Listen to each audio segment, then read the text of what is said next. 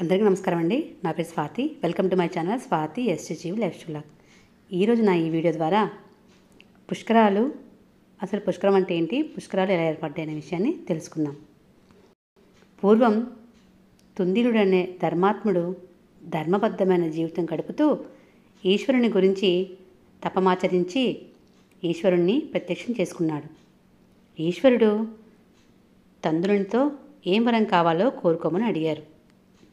తందిలుడు ఈశ్వరునితో తనకు శాశ్వతంగా ఈశ్వరునిలో స్థానం కావాలని కోరుకున్నాడు.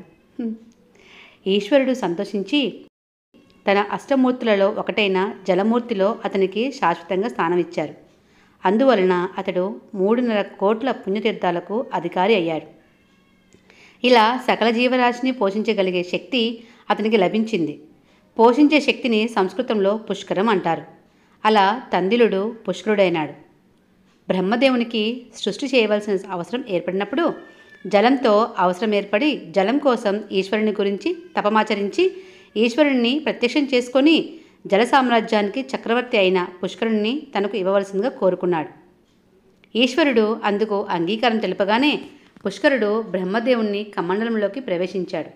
బ్రహ్మకార్యం పూర్తి అయిన తర్వాత ప్రాణులను బ్రతికించే ధర్మం నెరవేర్చడానికి బృహస్పతి ప్రాణులకు జీవాధారమైన జలం కావాలని బ్రహ్మదేవుని ప్రార్థించాడు. ఆ కోరికను బ్రహ్మదేవుడు మన్నించాడు. కానీ పుష్కరుడు తాను బ్రహ్మదేవుణ్ణి వదిలి వెళ్ళలేనని చెప్పాడు. అప్పుడు బృహస్పతి, బ్రహ్మ, పుష్కరులు ముగ్గురు కలిసి ఒక ఒప్పందం కుదుర్చుకున్నారు.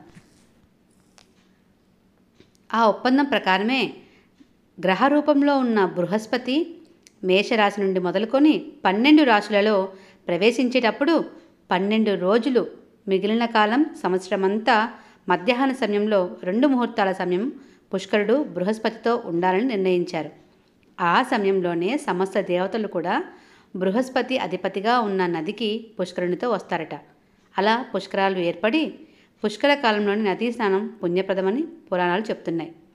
ఈ రకంగా మనకి పుష్కరాలు ఏర్పడి మనకి రాబోయే గోదావరి పుష్కరాల గురించి మరొక వీడియో తెలియజేసుకుందాం.